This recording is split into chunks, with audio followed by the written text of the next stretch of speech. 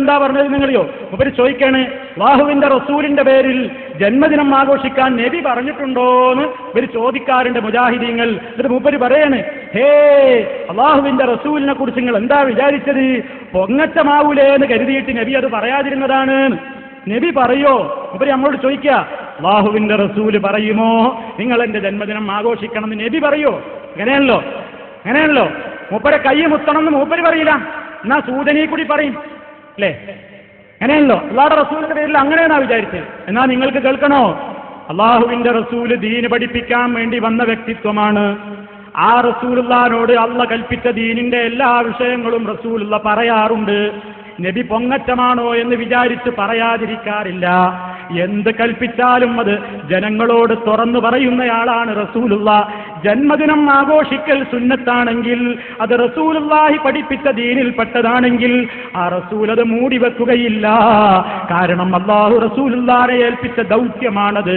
പറയുന്നതെന്തും ഞാൻ നിന്നോട് പറയുന്നതൊക്കെ നീ ജനങ്ങളോട് ഏൽപ്പിച്ചു കൊടുക്കണം നബിയേ. പൊങ്ങച്ചമല്ലേ എന്ന് വിചാരിച്ചുകൊണ്ട് അവിടുന്ന് ഒരിക്കലും മാറ്റി വെച്ചിട്ടില്ല. ഞാൻ ഹദീസിലേക്ക് തന്നെ മടങ്ങട്ടെ. അന സയ്യിദു വൽദി ആദം, ആദം സന്തതികളുടെ നേതാവാണ് ഞാൻ. ഫഖർ പറയുകയല്ല കേട്ടോ. റസൂലുള്ളാഹി പറയുന്നു, വ അന അവ്വലു മൻ തൻഷഖുൽ അർദു അൻഹു യൗമൽ ഖിയാമ, അന്ത്യനാളിൽ ഖബറിൽ നിന്ന് ഭൂമിയിൽ നിന്ന് പിളർന്നുകൊണ്ട് ആദ്യമായി രംഗത്ത് വരുന്നത് ഞാനായിരിക്കും കേട്ടോ.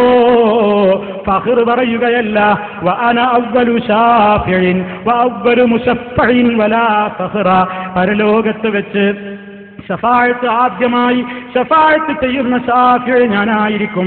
ശഫാഅത്ത് സ്വീകരിക്കപ്പെടുന്നവരിൽ പ്രഥമനും ഞാനായിരിക്കും. ആ ഫഖർ പറയുന്നതല്ല കേട്ടോ.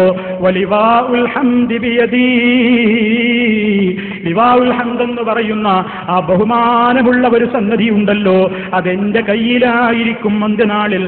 ഫഖർ പറയുകയല്ല കേട്ടോ. അല്ലാഹുവിന്റെ റസൂല് എത്രയെത്ര സംഗതികൾ പറഞ്ഞു. ഫഖറാകുമെന്ന് വിചാരിച്ച് പറയാതെ പോയോ?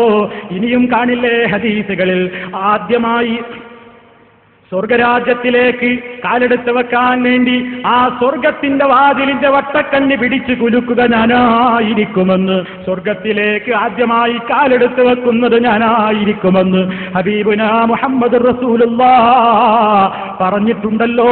അങ്ങനെ എന്തെല്ലാം സംഗതികൾ പറഞ്ഞിട്ടുണ്ട്. റസൂൽ ഏതെങ്കിലും മറച്ചു വെച്ചിട്ടുണ്ടോ? നിങ്ങൾ എല്ലാവരെക്കാളും എന്നെ സ്നേഹിക്കണം എന്ന് പറഞ്ഞിട്ടില്ലേ? മാതാപിതാക്കളെക്കാൾ, മക്കളെക്കാൾ, അതുപോലെ തന്നെ സർവ്വ മനുഷ്യരെക്കാളും നിങ്ങൾ എന്നെ ബഹുമാനിക്കണം, എന്നെ നിങ്ങൾ ആദരിക്കണം, എന്നെ സ്നേഹിക്കണം എന്ന് പറഞ്ഞിട്ടുണ്ടല്ലോ.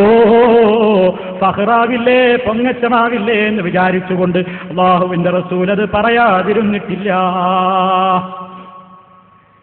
അപ്പോ ഫഖറാന്ന് വിചാരിച്ച് നബി പറയാതെ പോയതാണ്. അപ്പൊ നബിദിനം അല്ലാഹുവിന്റെ റസൂൽ അങ്ങനെ പറയാതെ പോയതാണ്. ആ ഉപരി പറഞ്ഞ് അത് ശരിയല്ലാതായി പറയുന്നത്. ദീനിന്റെ ഒരു കാര്യം അത് പറയാതെ പോവില്ല. എത്രത്തോളം ഞാൻ നിങ്ങൾ നേരത്തെ കേൾപ്പിച്ചില്ലേ, എന്റെ പേരൊരു സദസ്സിൽ പറയപ്പെട്ടിട്ട് എന്റെ പേരിൽ സ്വലാത്ത് ചൊല്ലാത്തവൻ അവൻ തുലയട്ടെ എന്ന അർത്ഥം വരുന്ന രൂപത്തിൽ അല്ലാഹുവിന്റെ റസൂൽ പറഞ്ഞില്ലേ? അല്ലാഹുവിന്റെ റസൂൽ അത് പറഞ്ഞില്ലേ? അപ്പൊ നോക്കൂ സുഹൃത്തുക്കളെ, അല്ലാഹുവിന്റെ റസൂൽ അത് ചിന്തിക്കുന്ന ആളല്ല, പഠിപ്പിക്കുന്ന